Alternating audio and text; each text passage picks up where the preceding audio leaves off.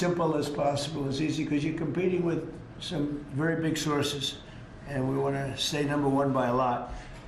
We're leading the world in building new data centers and new semiconductor and chip manufacturing facilities and new capacity for AI.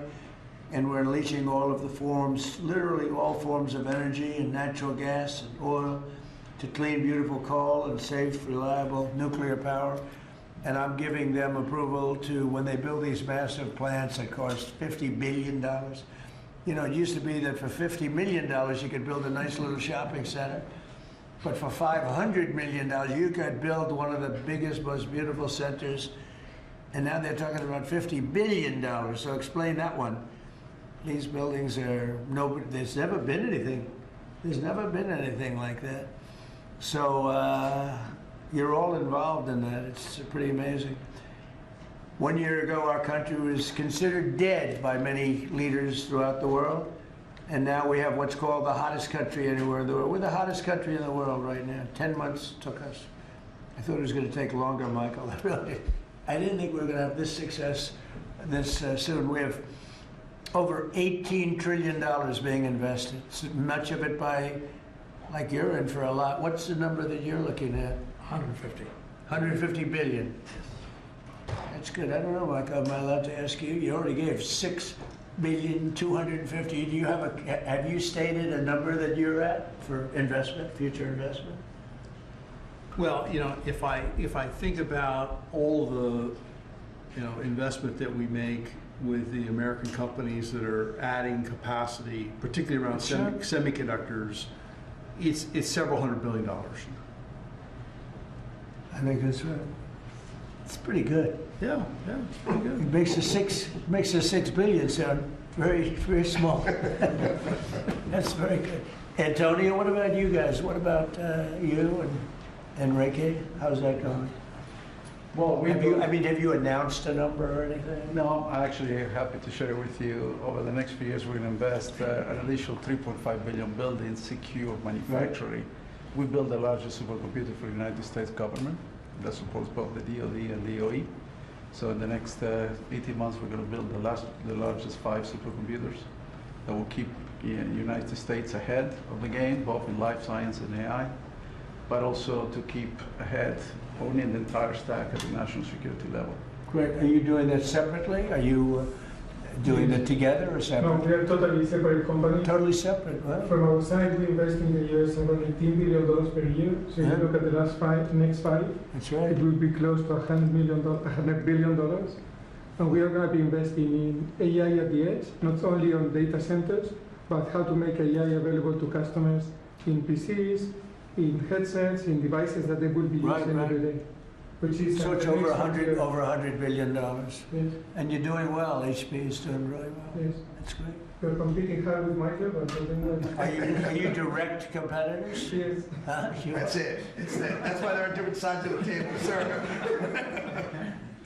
The old days would say, why don't you make a deal? I guess now it's not so easy to make a deal. We can have an arm wrestling match now. Yeah,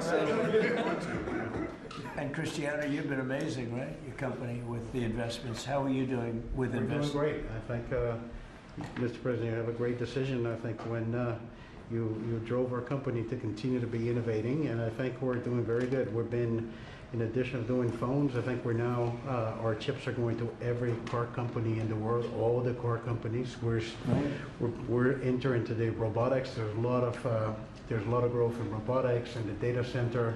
New smart glasses going to be the future mobile devices. Industrial, I think a lot of the drive towards manufacturing the country is driving a lot of technology for smart manufacturing. We're making chips for that. So I think we're very excited. And I think, like Michael, I think the number of industries our chips are being enabling is driving hundreds of billions of dollar investments. And most important for us, semiconductor manufacturing is very important. So we are going to be customer of the fabs that are being built in the United States by TSMC and Samsung. So that's we're just going to keep going forward. Yeah, those investments are very important, and we are all customers of those fabs. Those two are my customers too. Yeah. Memory stuff? Memory? We do the memory. We do a lot of the. Who's the king of memory? It's Micron and SK Hynix. And Micron's another one doing very well. That's great. Yeah, I heard you're doing fantastically. Congratulations. Thank you, Mr. President. The stock market has set a 51, think of this, 51 all-time record highs during the last 10 months. 51. You guys are big beneficiaries. You're setting the records, right? It's amazing. 51 times we've hit a new high. And in the history of our country, if you think about it, 51 times during the last 10 months. And Bruce, let me ask you, pull these people all together. How's it looking for technology? A lot of global competition, but you'd rather be playing our hand than any other hand in the world. I think so. We have a good hand right now, don't we? Joe Biden secured just really much less than $1 trillion of new investments in 4 years. And in 10 months, we secured more than $18 trillion. So 18 times the amount in 10 months what they did in 4 years. And they would have gone negative. They were heading toward negative. In other words, not $1 trillion, but it could have been 3 or 4 or 5 trillion less because people were leaving. So it was a big turnaround in 10 months. The $18 trillion, it's a record. There's never been a country that's gotten anywhere near that. In the Middle East, when I left the Middle East, we brought back $3 trillion and lots of Boeing airplanes, like 300. And Boeing gave me the award for the greatest salesman in the history of Boeing, which was a nice little award. I have a little plaque. The greatest, I think I've sold 1,000 Boeing planes. Can you believe it? Now all they have to do is make them. Okay, they got to make them, but they will. But we have made historic trade deals with the United Kingdom, China, Indonesia, Vietnam, Japan, the EU, Malaysia, Cambodia, El Salvador, Argentina, Ecuador, Guatemala, Switzerland, Liechtenstein, Thailand, and South Korea, and many others. And a lot of it's based on the November 5th election result, which was a massive victory. We won all 7 swing states, the popular vote. We won the Electoral College by a landslide. We won counties. The counties, they do I don't know, to me it's the most accurate of all in many ways. We're at 2,700 counties against 525. That's pretty good, right, Cristiano? Very good. 2,700 against 525. That's why when you see the maps are all red, except for 2 little blue lines on the right and the left side of the map. They're probably changing too. Americans are great builders, and in the Trump administration, America is once again a country where innovators get a green light. You have the greatest innovators in the world at this table, and representing a lot of their friends who are competitors and friends. But we're really on a big move to get rid of red tape so they can run their businesses and not have to wait 10 years for an approval. In the old days, getting some of these approvals for plants that are already being built would have taken 10, 15, even 20 years prior to rejection. You'd get rejected. You'd work 20 years and then you'd lose 5 to 4. And we're getting plants approved in a matter of weeks. The biggest plants ever built in a matter of weeks.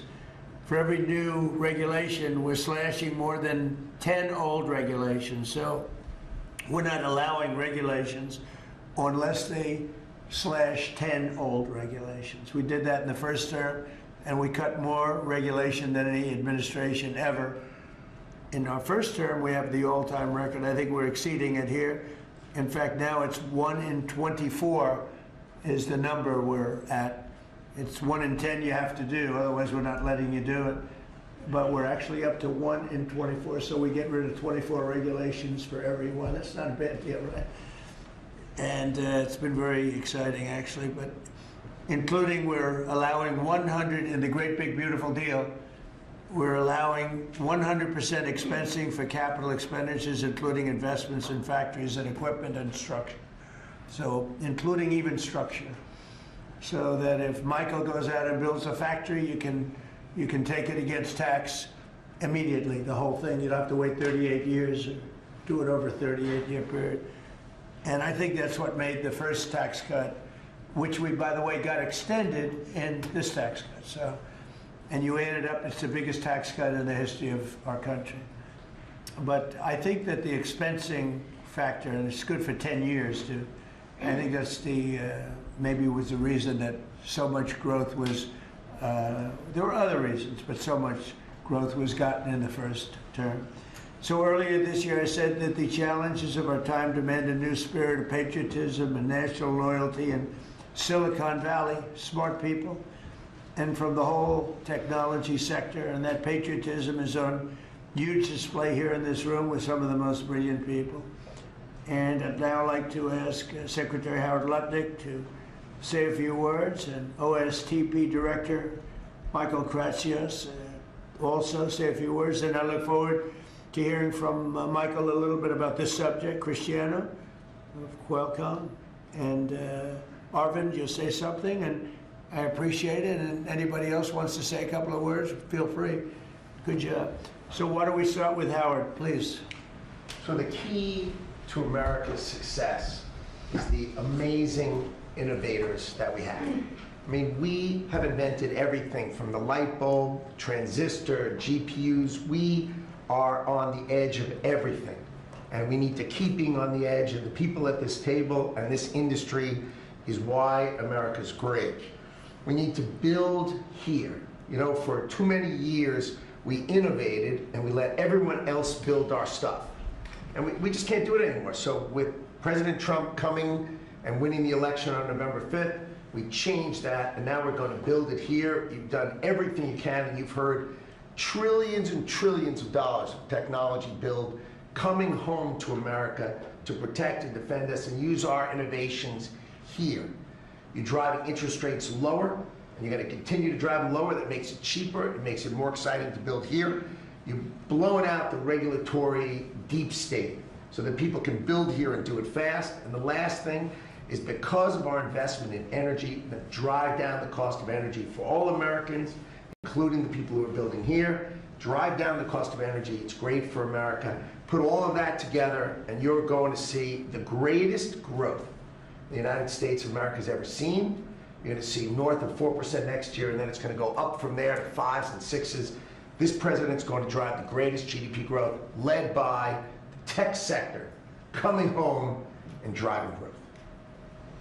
Well, thank you. You know, one of the things I'd like to say just before going over to Michael, and this Michael, and then we'll have this Michael, all right? But one of the things I'd like to say is, in the old days, when you announced really good results in this country, the stock market went up. And that's the way it should be. And we're going back to that. Because otherwise you can never really attain true greatness. In other words, GDP at 4. Oh, 4 is so high. Let's raise interest rates and kill it. And we're going to go back to the old days. When we announce great results, it doesn't mean we're going to raise interest rates and try and kill it. It means that instead of 4% GDP or 3%, which I said so wonderful, 3%, it should be able to be 20 or 25%. I don't know why it can't be. You shouldn't kill it. And so we hope that if this country announces great results, because you're going to see great results over the next couple of years, all these plants, and I'm not just talking about AI, we have the biggest number of auto plants planned. Toyota just announced $10 billion in plants built various couple of locations, few locations in the country, just a little while ago. They're all coming here. They're coming here because of tariffs, because they don't want to pay tariffs, but they're coming here because of the election and the mindset. But when we announce good results, the market should go up. Now it's when you announce good results, Michael, the market goes down because they say, oh, that means things are good, that means we're going to kill it by raising interest rates. I think it's really wrong. It should be the opposite of what it is now. It should be the way it used to be. We announce good results, the market should go up, and we should keep driving it up and have it keep going up and let it be much, much bigger, much, much better. And, you know, growth doesn't mean inflation. They're always afraid that, oh, we have, and if there is inflation, that's okay, then we can slow it down. But we should be able to do a lot better than 3 and 4. We're scheduled to be at 4%, which is pretty amazing because we have a you know, deadhead Fed hair. I mean, this guy, the head of the Federal Reserve is a stiff. And, you know, you fight that. It's amazing. we fight that, and yet interest rates are going down, except with him, not too much. He did a rather, I would say, a rather small number that could have been doubled, at least doubled. And that's the other thing. I think the rates for the United States are always the lowest in the world, because without us, there is no world. Without this economy, there's no world. You know, you could go to some of these wonderful countries that you think are so great. Well, one of the reasons they're great is because we allowed them to get rich off of us. We didn't charge them anything. You look at some of the deals, I don't want to say, use Switzerland as an example, but Switzerland paid almost nothing in terms of a tariff or a tax or whatever you want to call it, license. They paid nothing, and you know, they're paying now. They're paying a fair amount. I had them at 39%, but I decided to be nice. I was nice, and I think they like us a little bit better. But the money you're talking about is enormous. Our country is a very rich country. But if we do well, the market should go up and the value of our country should go up. And if we do poorly, the market then should go down. It shouldn't be the opposite. And if we go up, we should encourage it to go up more. And those numbers, when you say, you know, 3% of GDP or 4% of GDP, they should be much higher. So, you know, I've wanted to say it, I do say it, I believe it, and we have to get a mindset that when a country is doing well, you don't want to kill the growth. That's what they're doing. They kill the growth. I don't know if you guys even agree with that. They kill the growth because they're so afraid of inflation. But you can have tremendous growth without inflation. Everything goes up with the growth, but that's not inflation. So I think we can do much better than traditional numbers. And you see that. You see that with what we're doing. We're leading in everything. And now, and remember this, as far as prices are concerned, and they talk about affordability, I inherited the worst inflation in the history of our country. They say it was 48 years, but I say it was the history. What difference?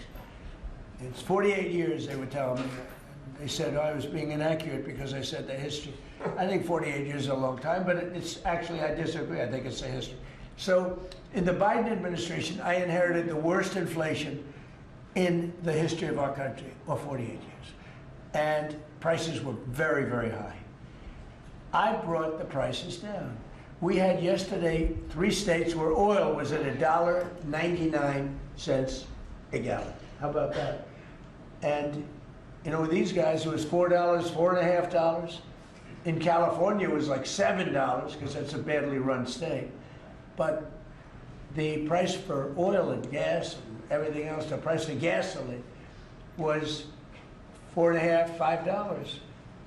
And we just hit $1, and now we broke $2. I was looking forward to the couple of states, 3 states. And I will say that when that happens, oil and gas and energy is so big, it's so big a category, you don't even know what number 2 is. There is no number 2. And when you have the prices coming down for energy like that, you've killed inflation and you're lowering prices. So I inherited, very simply, the highest prices in history, and I'm bringing them down really fast, led by energy. And when energy comes down, everything else comes down. But I've only been here a short while, and we gave them a beautiful, beautiful thing, and they destroyed it. They would have destroyed our country had they been allowed to stay. If we didn't win this election, if we had Kamala, who's the same as Joe, low IQ people, but if we had Kamala, as you would have a country that would be right now in ruins. I believe that 100%. Things would be in a state like nobody's ever seen before. Worse than anything you've ever imagined. Worse than 1929, in my opinion. Instead, we have the hottest country in the world, and we're going to keep it that way. But just to finish, we inherited high prices. We're bringing them down very rapidly, and we're bringing them down to very, very good levels. They'll soon be down at very good levels. Michael, please go ahead. Absolutely.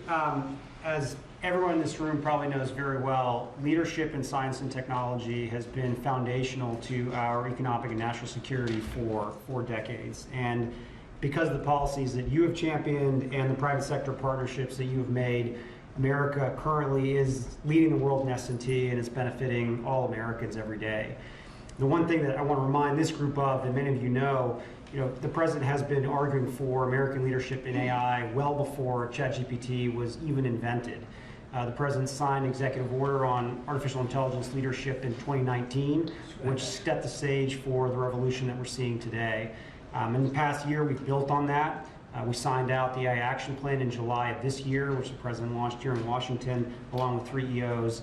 And I know a lot of that effort is around creating a regulatory environment to allow for companies like yours to thrive and for the applications that you build to have the biggest impact on Americans every day. So thank you for everything that you do, and I know we're going to keep working together to make sure that America is the home for the next great technological discoveries. Thank you, Michael. And Michael? Thank you, sir. Well, look, we greatly appreciate the focus the administration has on lowering energy costs.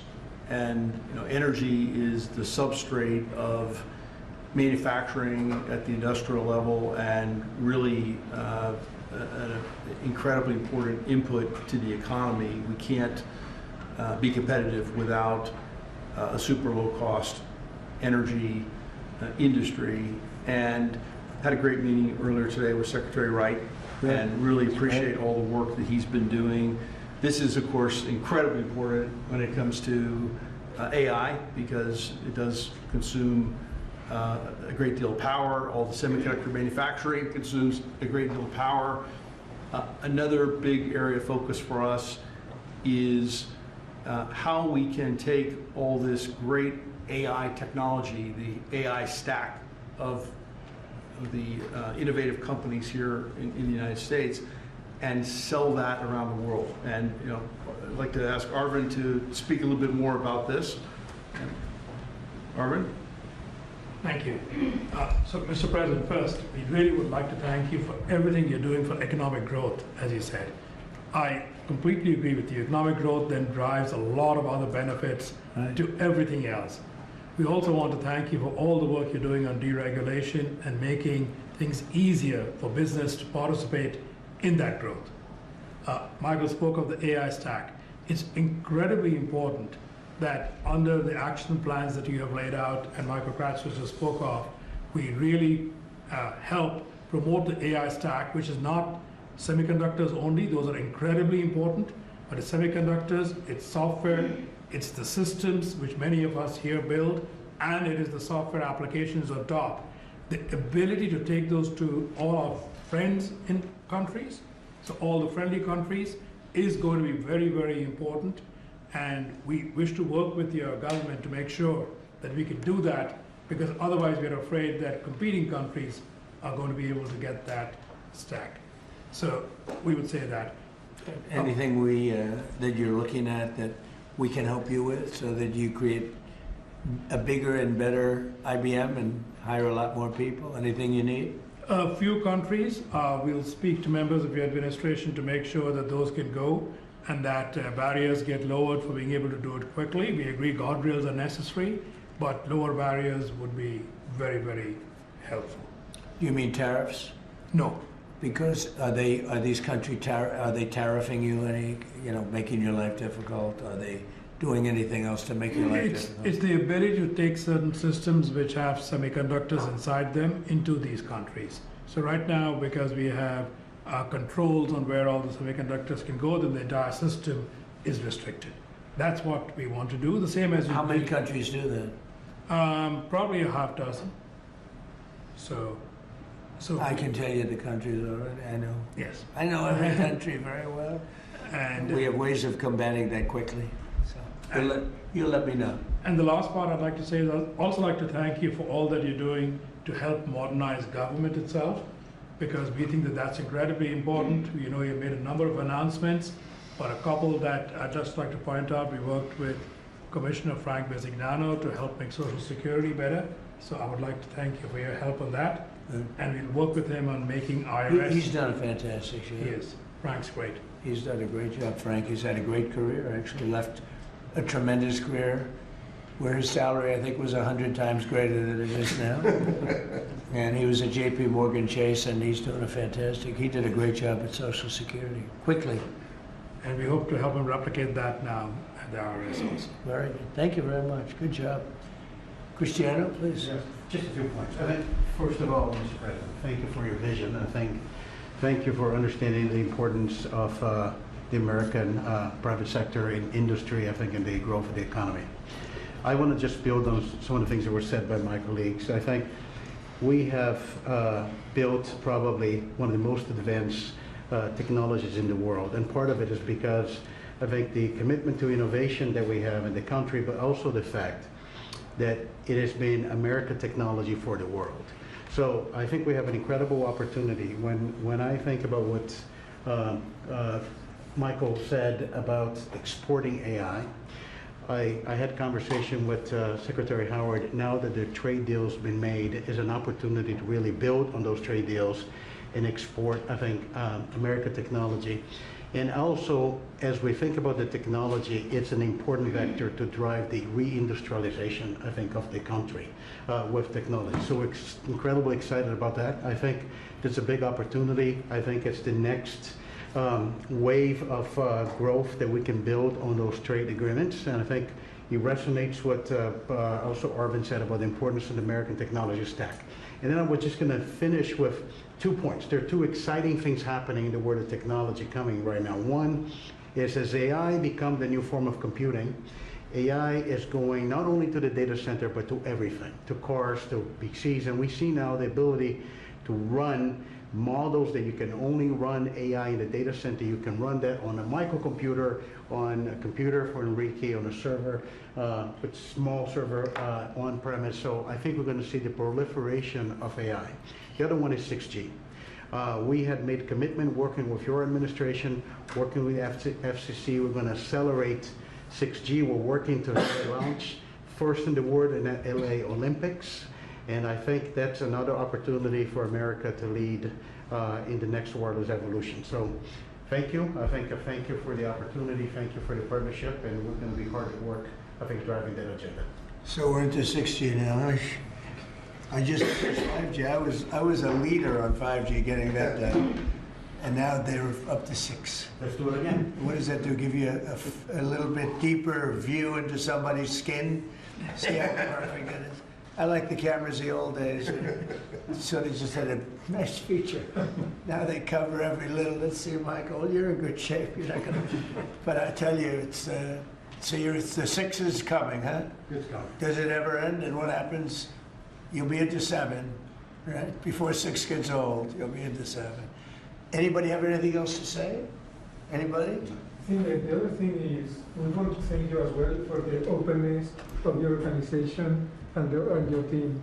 We always find people that wants to hear what we need and is willing to design programs that will support us. So thank you for. Well, we're here to serve you. We want you to just dominate the whole world in terms of what you do. It's a very important world, and you're doing that. We're making it easy for you, and that means you're going to do it faster. It's more jobs, and a lot of good things happen.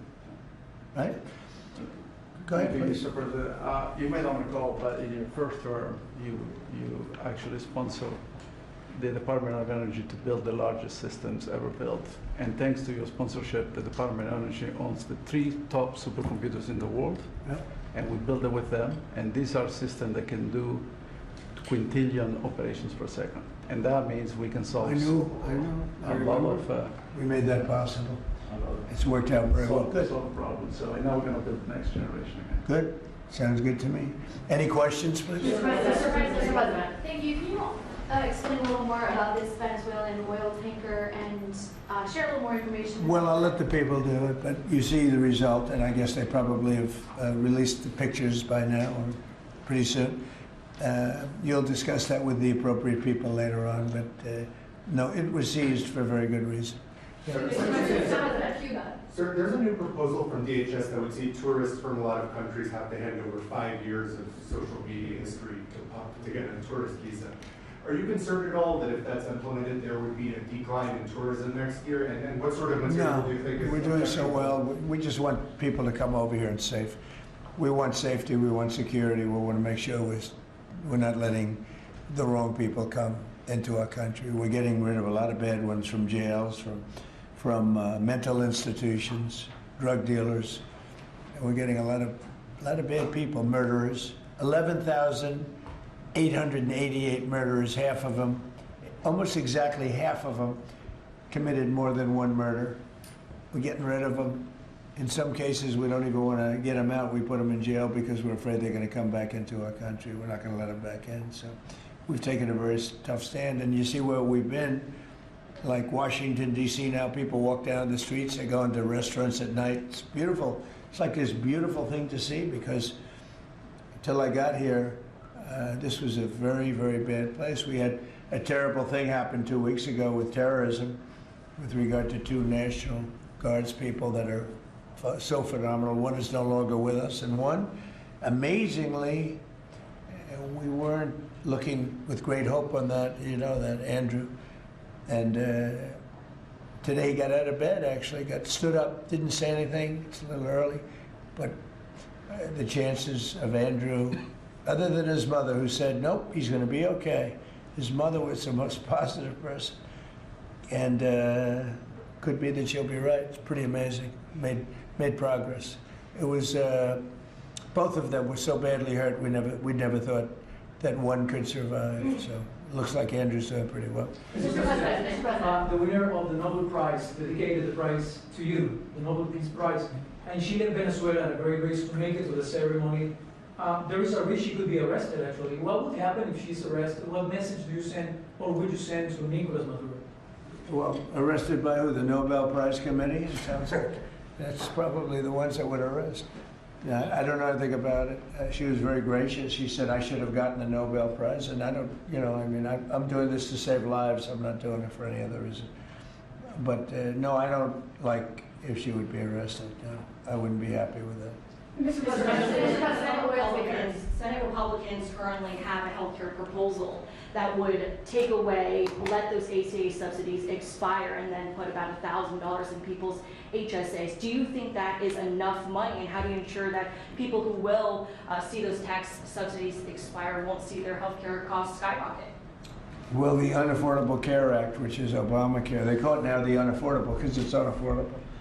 It used to be called the affordable, but it was never affordable. It was always bad. It was basically designed for the benefit of insurance companies. And what we're doing is we want all of the billions and billions of dollars that went to insurance companies to go directly to the people, and they can buy their own health care. And people love it. I don't know if the Democrats are going to approve it because they want the insurance companies to make money. It was a scam. Obamacare was a scam. But we're going to see. I mean, the Republicans, I can tell you, want the money to go to the people. And we're winning that battle. The Democrats are having a hard time with it because they're in the pocket of the insurance companies. Yes, please. Yes, we spoke to some European leaders today, I think, sir. I did. Could you tell us about that? And is there a new revised peace plan that Ukraine has presented? Yeah. The leaders of France we spoke to, and Germany, and UK, all very good leaders, very good friends of mine, and we discussed Ukraine in pretty strong words. And we'll see what happens. I mean, we're waiting to hear answers before we progress. You know, we're not spending any money in Ukraine. We're selling basically missiles and everything else to NATO, and NATO is paying us, and then they distribute it to who they want. I guess they're mostly distributing to Ukraine, but we're not spending money. But you know what we are? We're spending a lot of time and a lot of effort. Because last month, 27,000 soldiers were killed. Both, think of it, 27,000. That's if you take a football game and take half the stadium, that's 27,000. So 27,000 soldiers were killed. Russian and Ukrainian soldiers were killed. And I want to see that stop. We'll find out. Look, there are a lot of things happening right now. A lot of people say it's closer than it's ever been. It's a war that would have never started. If I were president, would have never started. It's a war that should never have started. But we'll have it figured out, I think, within a pretty short period. You say very strong terms, sir. Could you explain that?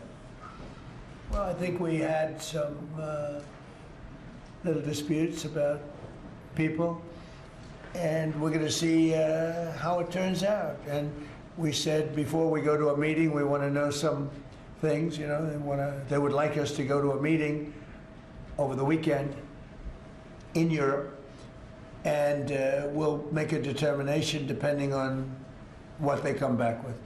We don't want to be wasting time.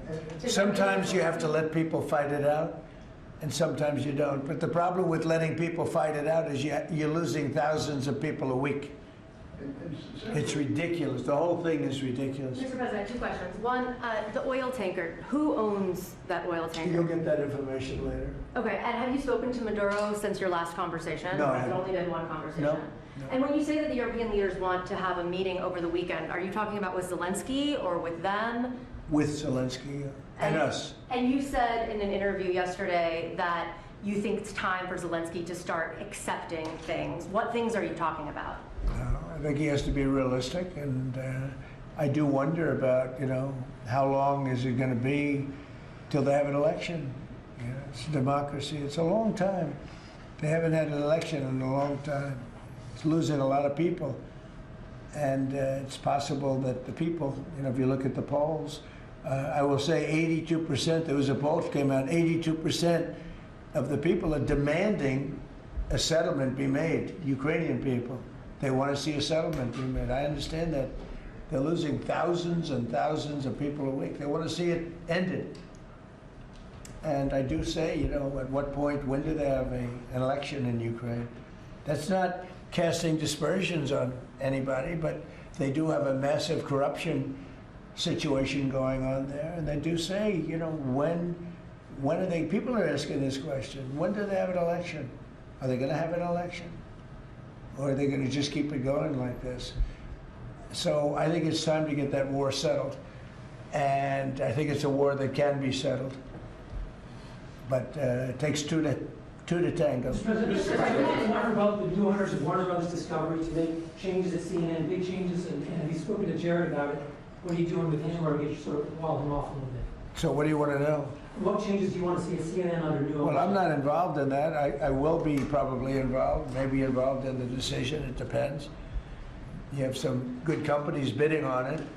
I think the people that have run CNN for the last long period of time are a disgrace. I think it's imperative that CNN be sold, because you certainly wouldn't want to put people, just leave those people with some money, good money, and CNN, so that they can spend even more money spreading poison, because it's lies.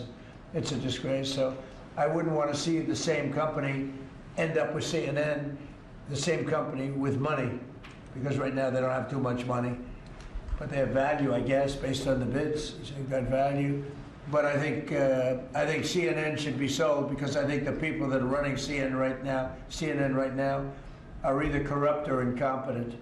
And that may not be a factor in the decision making, because we've got some. Well, in my mind, but I can be talked out of that by some very talented people that we have, antitrust people. But I just think that the people that have run CNN into the ground, by the way, nobody watches, very few people watch.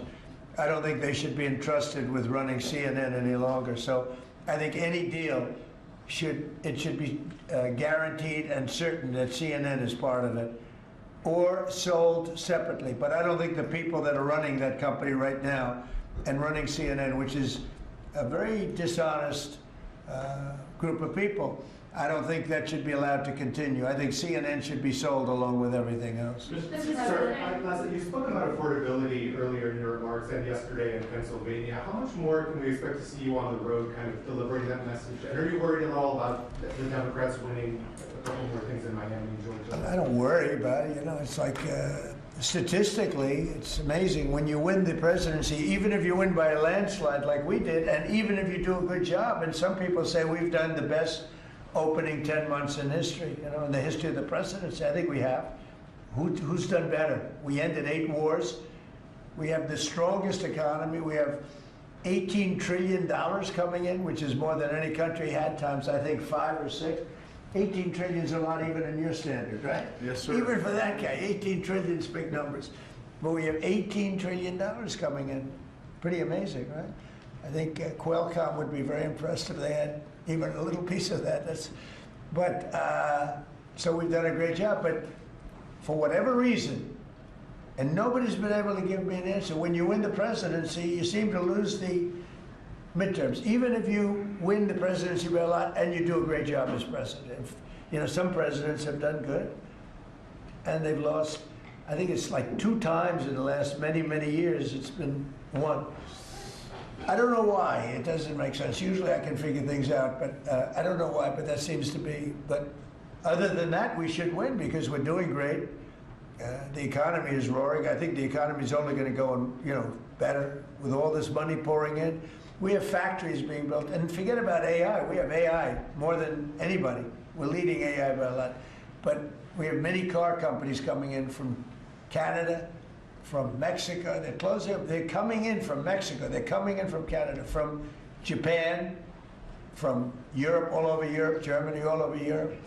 We're doing great.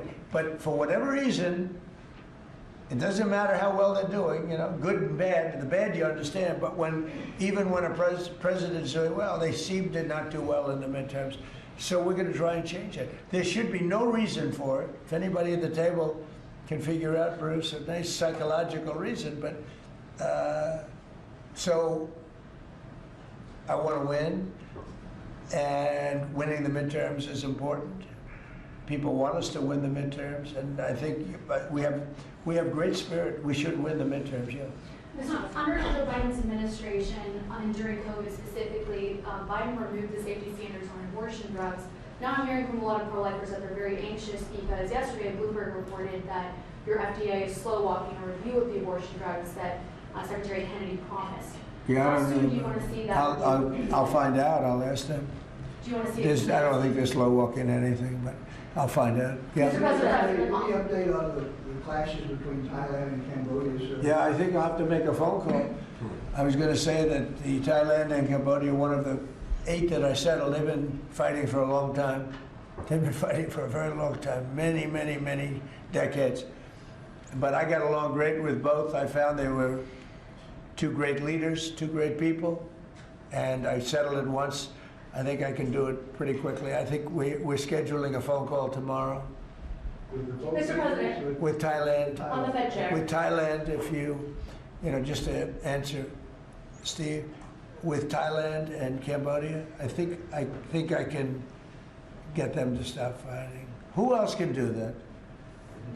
Think of it. Settle 8 wars. Every once in a while, one will flame up again, and I have to put out that little flame. I have to put it out, but we're going to put it out again. So I think I'm scheduled to speak to them tomorrow and see if I can.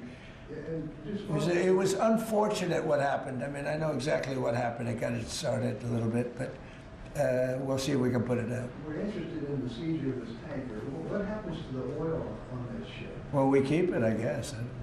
Where does it go? What port does it go to? Well, you have to follow the tanker. You're a good newsman. Just follow the tanker. Do you know where follow it's going? Was it going follow to it. China? Get a helicopter and follow the tanker. Is it true it's going to But we're Cuba? I assume we're going to keep the oil.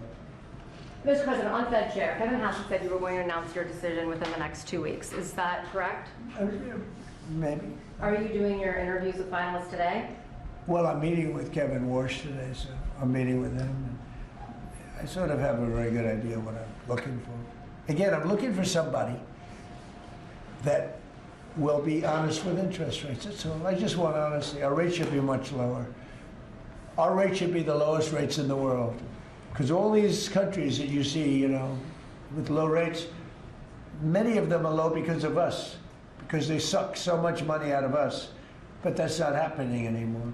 We should have the lowest rates in the world. And without us, none of them really exist as an economy. I mean, I can show you these really prime, really wonderful countries. They've had nothing but success. It's because they took so much out of the United States. I mean, it's one of those little problems. I want to see that when we do well, we're rewarded for doing well, not the way it's been for the last pretty long period of time.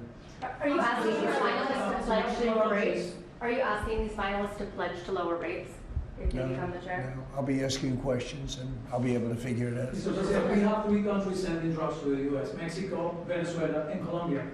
And you talked to the president of Mexico, you already talked to Nicolas Maduro. Have you considered talking to the president of Colombia, who you call a drug dealer? No, I haven't really thought too much about him. He's been fairly hostile to the United States, and I haven't given him a lot of thought. He's going to have himself some big problems if he doesn't wise up.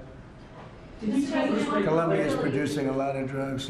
They have cocaine factories that they make cocaine, as you know, and they sell it right into the United States. So he better wise up, or he'll be next. He'll be next too. And I hope he's listening. He's going to be next. Yes, Mr. President. because we don't like people when they kill people. And they sell drugs. They kill them in the United States. And Colombia is a major manufacturer of drugs, meaning cocaine in particular, as you know. Thank you, Mr. President. Thank you. Multiple House Republicans in recent weeks, days, have been critical of Speaker Mike Johnson. I wanted to ask you if you're still confident in the Speaker to keep his conference together ahead of the midterms, and how often are you speaking about him? I think Mike Johnson is great. You know, he's had a majority of 2, 3, 4, then back to 2. We actually had 1, so we were 1 heart attack away from disaster. So everybody prayed for everybody's health. I think Mike Johnson's been a fantastic speaker. I mean, a very hard job because, you know, when you have a small majority, and we got the biggest bill in the history of our country approved, the Great Big Beautiful Bill. I call it the Great Big Beautiful Bill. There are different names for it, but to me it's a Great Big Beautiful Bill because it gives the biggest tax cuts in history, the biggest regulation cuts in history. No tax on tips, no tax on Social Security, no tax on overtime. I think Mike Johnson's been a great speaker. I think few people could have done that job. Do you want to see another big package move through Capitol Hill in the next year, or? Well, we don't need it because we got everything. You know, this was supposed to be 17 bills. And I think it was my idea, but, you know, with the concurrence of people that have done this a long time. And I said, why don't we make it 1 bill? Because it's very hard to get things approved by the Democrats. And it worked out because there was something good for everybody. If we would have done 17 bills, we wouldn't have gotten 1/3 of them approved. It was something great for everybody in the one, you know, the Great Big Beautiful Bill. If I could follow up, yes, good to see you, Mr. President. I can follow up on the event last night in Pennsylvania. Huge crowd turned out there. Big crowd. It seemed like Rally Trump was in prime condition last night. You enjoyed it. Can you just give me your thoughts on that? Then I do have a question on the gold card. Last night was amazing in Pennsylvania. We had a tremendous crowd. It was like freezing. And the people, the thousands of people on the sidewalk trying to get in, or the streets. It was an amazing evening, actually, and I think people really enjoyed it. I enjoyed it. You could tell that. I can tell that you enjoyed it. I enjoyed it. I really did. Well, you know, it's easy to enjoy when you do a good job, and, you know, when you can talk about things in a very positive way. It's hard not to say it. We have potentially the greatest economic boom in the history of the world. It's being built right now. And when it opens, there will be nothing ever in history like what's happening in our country. And, you know, Washington, D.C. is safe, and Memphis is now. Look at Memphis. Crime is down 60% in Memphis. We just got there 3 weeks ago. And we're going to have New Orleans. New Orleans we just sent a group of people there, and crime is down 28% in about 3 days.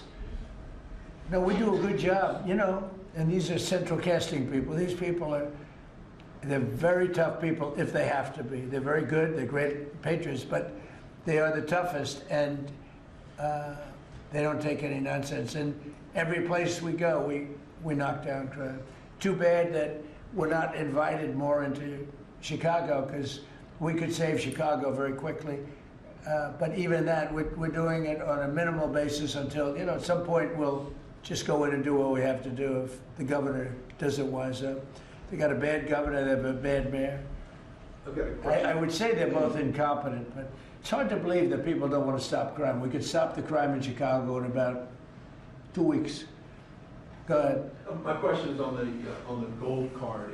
I apologize if I missed the answer to this. Is there a limit to how many gold cards these companies can buy? Howard? So the program is part of the already approved visas. So we're just going to have great people come into this country. You know, the average green card holder earned less than the average American. So they were more likely to be on the dole and be on our assistance programs than average Americans. And the idea is from President Trump, he wants to raise it, bring in the best people into America. So same visas, but now just full of the best people. Basically, it's a green card, but much better, much more powerful, a much stronger path. And a path is a big deal. Have to be great people, but much stronger path. And it also, in addition to that, helps companies, because not only for companies, but if IBM gets somebody #1 in his class at the Wharton School of Finance, and you're dying to get the person, but you can't guarantee the person stays in the country, because oftentimes they'll say, I'm sorry, sir, you got to get out of here, you have 24 hours, right? And you say, where's my employee? Now IBM can buy a card, and that employee can be there for essentially a very long period of time. Mr. President, It's so needed for the companies. You know, it's needed for others, but really it's basically a much better form of a green card. And you can't get green cards. They are impossible to get. This is much better than a green card. Yeah. Yes, sir, did you tell Bruce Blakeman not to run for governor, or that she should think about not running for governor?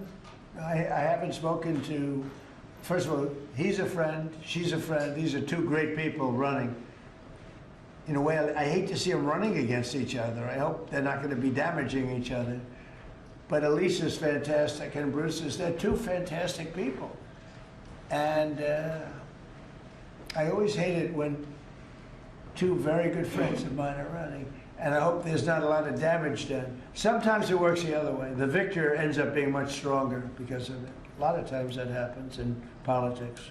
You think you step up in a couple months after you see who performs? Well, I think in New York we have a convention toward the end of February, and I think you'll know pretty much at the end of February what's going to happen. And I'll probably have to, you know, do what I want to do.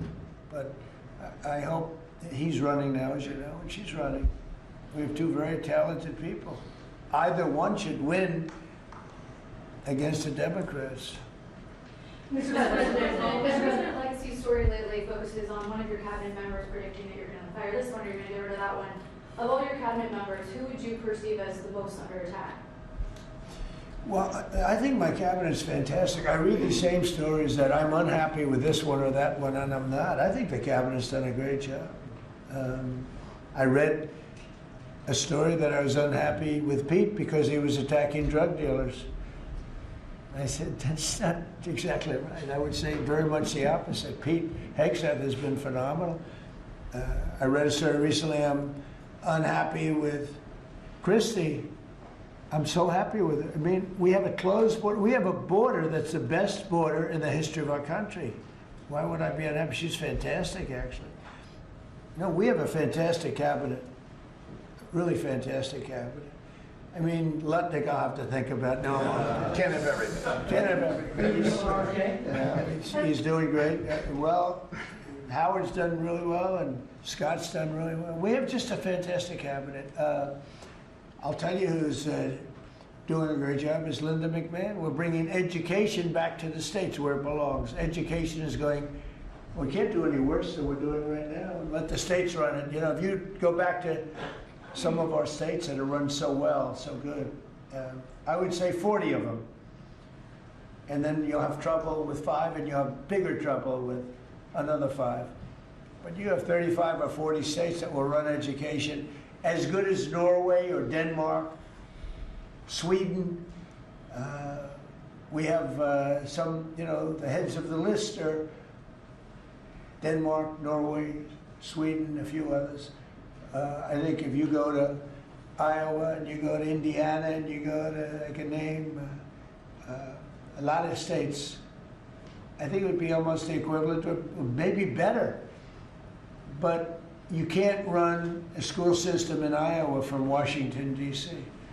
Yeah. Sir, the Gaza plan, when do you expect to announce members of the Board of Peace, the leadership of that? Well, we'll do it early next year.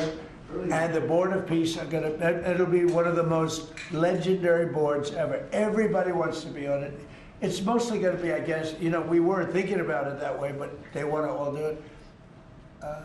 Basically, it'll be the heads of the most important countries.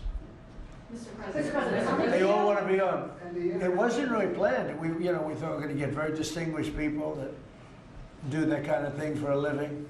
But really, it looks like it's turning out to be, they want to be on the heads, the kings and the presidents, prime ministers, they all want to be on the board of this. Mr. President, on the video up to last night's rally, can you clarify, you have called the affordability crisis as a Democratic hoax, but you also want to make America affordable again? No, Can the you just word clarify? that they use is a hoax, and because they're the ones that caused the problem. I'm talking about when you're trying to say it a different way. Now, it's pretty simple though, if you listen. It's a hoax where they created the problem. They're the ones that gave the high prices. So when they use the word affordability, they shouldn't be using that word because they're the ones that created this problem. They created the highest inflation in history, and they created the highest prices in history. And now we have to get those things down. But when they go, they look and they say affordability. They never discuss it. They just say the election's about affordability. Well, it may very well be. I think it's also about still the board. You have to remember the job. You know, the sad thing is, for 7 months, we've had no people come through our border. Nobody can even believe it. 0 people. And the people that do that are largely Democrats, which the people that do the stats. We've had no people come in, other than coming in legally. But if you take a look, and nobody wants to talk about that. In fact, last night I said, let me talk about the border. My own people told me, sir, nobody cares about the border anymore. You've fixed the problem.